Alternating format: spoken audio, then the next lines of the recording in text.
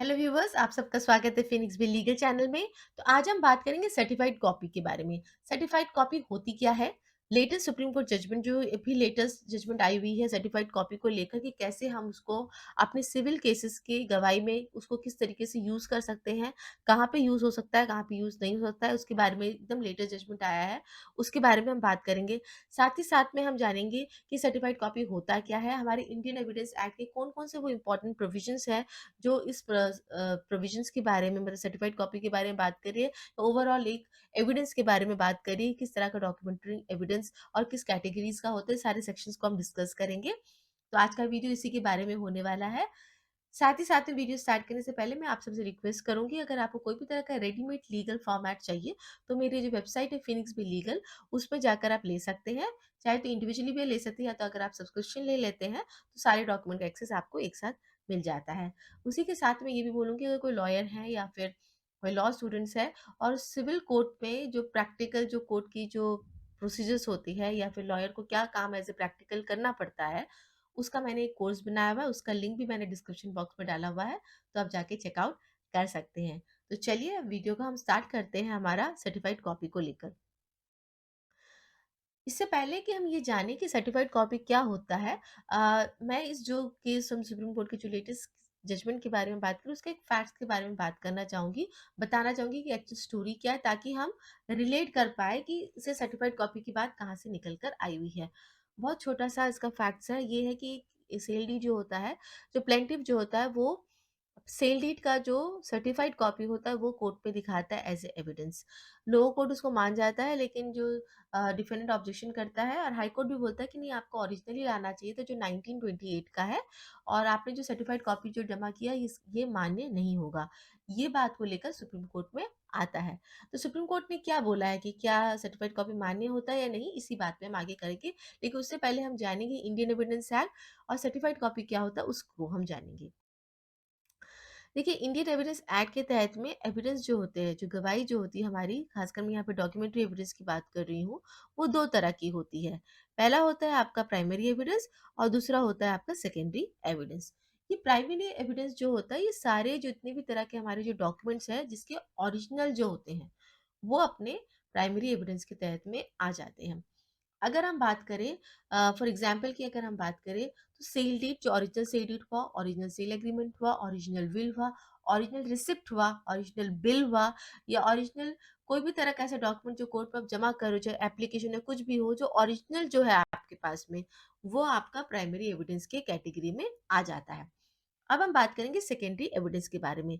Secondary evidence क्या होता है? देखिए, सेकेंडरी एविडेंस को समझने की ज़रूरत इस तरह से होती है कि जो सेकेंडरी एविडेंस वो होते हैं, इसके 2 फैक्टर होते हैं। पहला तो ये होता है कि जो सेकेंडरी एविडेंस होता है, वो सबसे इम्पोर्टेंट चीज़, वो एक पब्लिक डॉक्यूमेंट होना ज़रूरी होता है। मतलब पब्लिक नॉलेज में होना चाहिए, पब्लिक का डॉक्यूमेंट होना चाहिए। वो आपके सेकेंडरी एविडेंस की कैटेगरी पे आता है। इसमें सर्टिफाइड कॉपी जो होता है, उसको भी सेकेंडरी एविडेंस का एक एग्जाम्पल हम दे सकते हैं। अब यहाँ पे एक क्वेश्चन हमारे दिमाग में आएगा कि पब्लिक डॉक्यूमेंट मैंने बोला है, लेकिन अगर सेल डीड, जैसे मैंने फैक्ट होता है कि इसलिए पहले पढ़ाया था, अगर सेल डीड की हम बात करें तो वो कैसे पब्लिक डॉक्यूमेंट हो जाता है।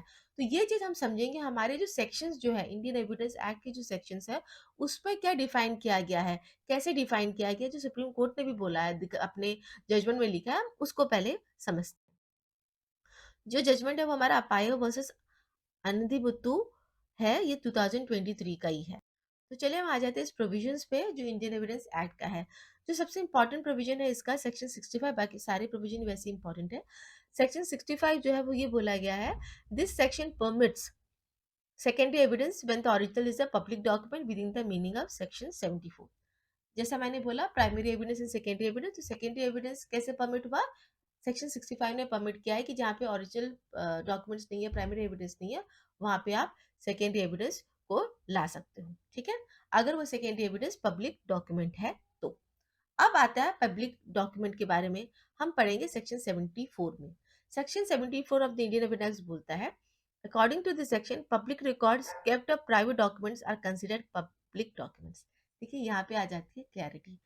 कोई भी ऐसा प्राइवेट डॉक्यूमेंट जो पब्लिक रिकॉर्ड में रखा गया है, वो पब्लिक डॉक्यूमेंट की कैटेगरी में आ जाती है।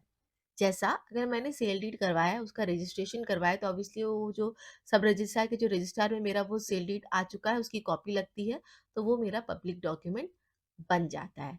तो जैसे ही वो पब्लिक डॉक्यूमेंट बन जाता है, वो सेक्शन 65 उसमें अप्लाई हो जाती है और एज़ ए सेकेंडरी एविडेंस उसको हम यूज़ कर सकते हैं। अब हम बात करते हैं section 77 of the Indian evidence. This section provide for the production of certified copies of the public document as secondary evidence in proof of the content of the original. ये जो सेक्शन 77 है, यही हमें परमिट कर देता है court में कि अगर आपके पास में सर्टिफाइड कॉपी है, तो उसको as a proof of evidence आप कोर्ट में प्रस्तुत कर सकते हो as a content of their original. Original की जगह आप सर्टिफाइड कॉपी को कोर्ट में जमा कर सकते हो।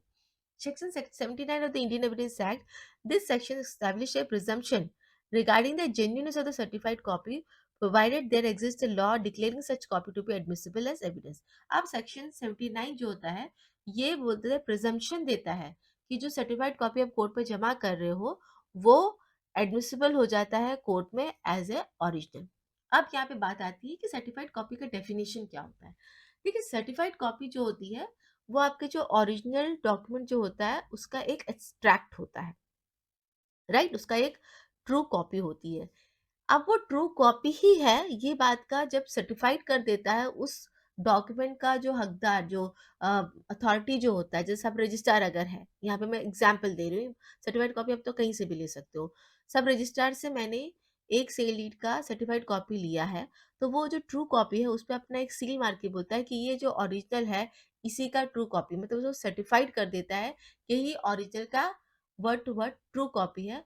तब वो सर्टिफाइड कॉपी जो होता है सेक्शन 79 की डेफिनेशन में आ जाती है और वो एग्जिस्ट करती है as a true copy of the original document. और यहीं पर section 65, 74 and 77 of Indian evidence act उसके ऊपर लगने लगते हैं। ये सारे जो सेक्शंस है वो कोरिलेटेड है, को एग्जिस्ट होते हैं एक साथ जब हम सर्टिफाइड कॉपी के बारे में बात करते हैं।